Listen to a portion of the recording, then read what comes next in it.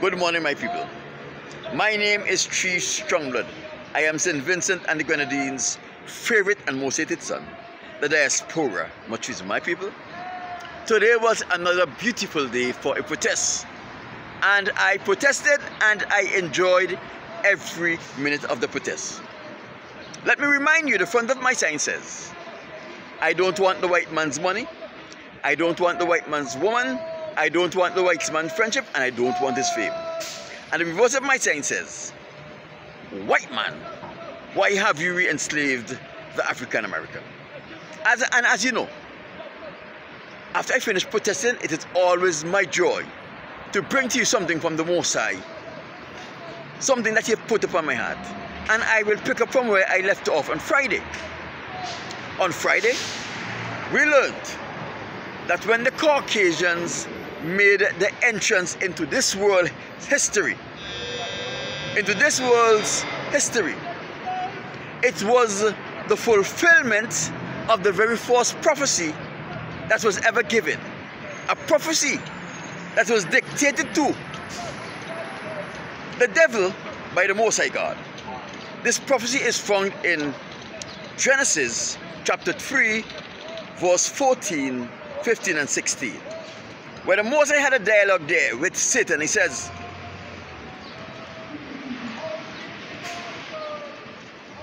the Most High said to Satan that the seed of the woman is going to bruise his head and he is going to bruise her heel.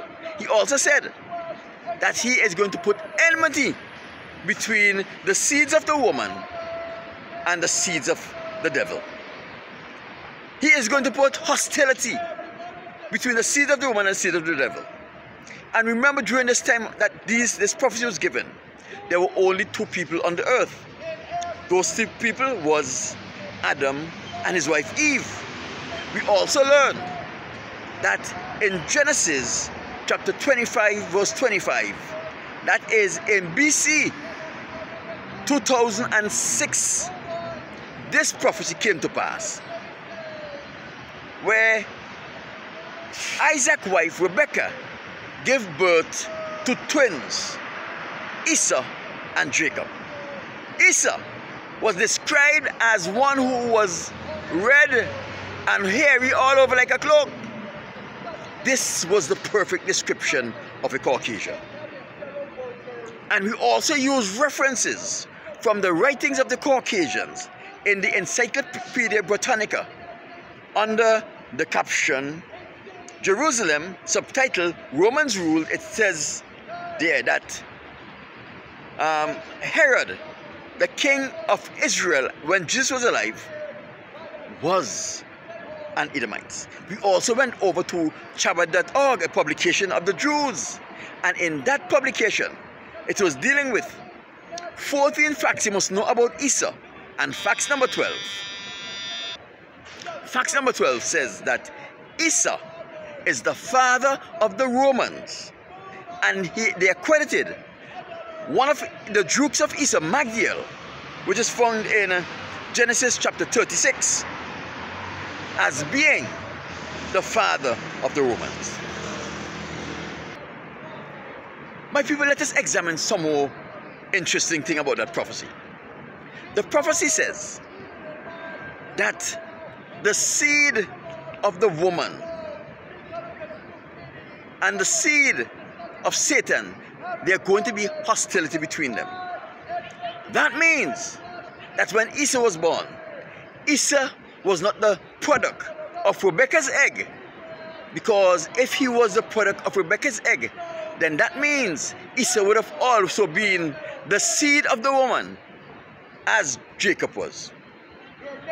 So the question is, how was it possible for Esau and Jacob to born of the same mother?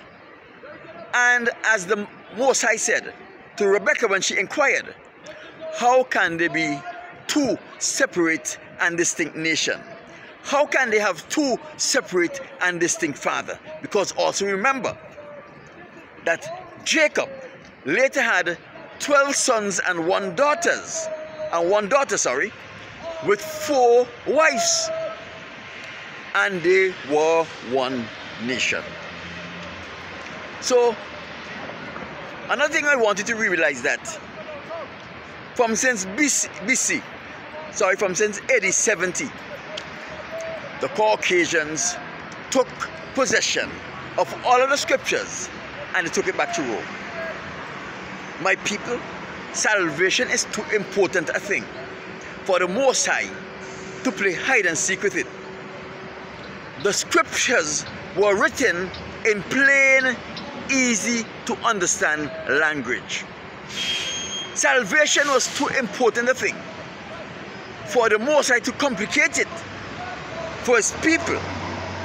The complication came after the Caucasians tampered with the scriptures. They start playing hide and seek with the scriptures because they don't want you to know who you are. They don't want you to know how to make it into the Most High's kingdom. So what they did, they hide important elements of the Most High word within the scriptures beneath layers and layers of words. Now you have to go and seek it out. Let us go to Genesis chapter 6 verse 1 to 4. In Genesis chapter 6 verse 1 to 4, give you a series of dissected facts. It spoke about the sons of man having beautiful daughters. It spoke about giants on the earth. It spoke about the sons of God getting intimate, sexually intimate with the daughters of men, and they said that these offsprings became men of valor. You see, the Caucasians were hiding a truth they didn't want you to know within these series of facts that they disjointed in Genesis chapter 6 verse 1 to 4. But if you go over to the book of Enoch, you can download it on your phone. It's free in the App Store. If you go over to the book of Enoch and you read in the book of Enoch chapter 7 to 11, you are going to get a whole story there. A story will tell you how the plan for the angels to get involved with the daughters of man started. It even gives you the names of the head angels that was involved in that group. It gives you the assignment of those angels before they get involved with the woman. Let me tell you what happened. Those angels were assigned to be watchers over the earth. Those angels saw the daughters of men, went in and had sex with those daughters. And you know what? They produce offspring. Those offspring becomes giant. So what does this mean? This means that for centuries, even before Esau was born, the angels, the sons of the Most High, even the fallen angels, were trying to replicate themselves with women. But because nothing ever happens without the Most High's permission, nothing ever happens without the Most High's authority behind it, all of their efforts fail. And when their efforts didn't fail, the Most High used it as a means of punishment for those angels. Now, the prophecy in Genesis chapter 3 verse 14 and 15 was a declaration by the Most High. The Most High is the one who will ensure that this prophecy will come to pass in His time, not in the devil's time. In His time. It is the Most High who allowed Rebecca to have the seed of the devils planted in her. And it is the Most High who told Rebecca that 2 nations is in her womb. Remember, Rebecca was a virgin. Remember, Rebecca knew no man but her husband Isaac. But Rebecca knew that something was wrong. And Rebecca knew that Esau was not her son. That is why she sided with Jacob in order for her son Jacob, the chosen of the Most High, to get the inheritance of his father. Rebecca was not wrong with what she did. Rebecca had an obligation to her son Jacob to safeguard the inheritance of her son, which is the wealth of his father for his real son. She had an obligation to ensure that the bastard Esau did not inherit the wealth of Jacob's father, Rebecca's husband. My people, another thing we have to remember here, the Most High says that he is going to put hostility between the seed of the devil, the Caucasians, and the seed of the woman.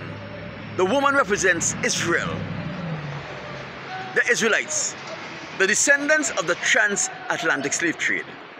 And all through history, all through the life of Esau and Jacob, there was hostility. Even the Son of the Most High, Yahweh, who you call Jesus, was also a victim of the Caucasians' hostility. My people, even today, we are still victims of the whole Caucasians' hostility because the Caucasians are busy shooting down black men and women in the streets of the United States of America, and they are not brought to justice for their ills against the children of Jacob. The Caucasians are busy, as I speak, re-enslaving the children of Jacob and the other nations around us. So you see, the Most High words will not return void. The Most High says he's going to put hostility between the Caucasians and the Israelites. And today, even today, that hostility still exists. My people, we can't doubt the Most High God. He knows everything. He is the creator of everything. There is nothing that ever happens without his knowledge and permission. And when he speaks, his words will always satisfy that which was spoken by the Most High. My name is Chief Strongblood, St. Vincent and the Grenadines' favorite and most hated son, the diaspora machismo. We will continue on Wednesday.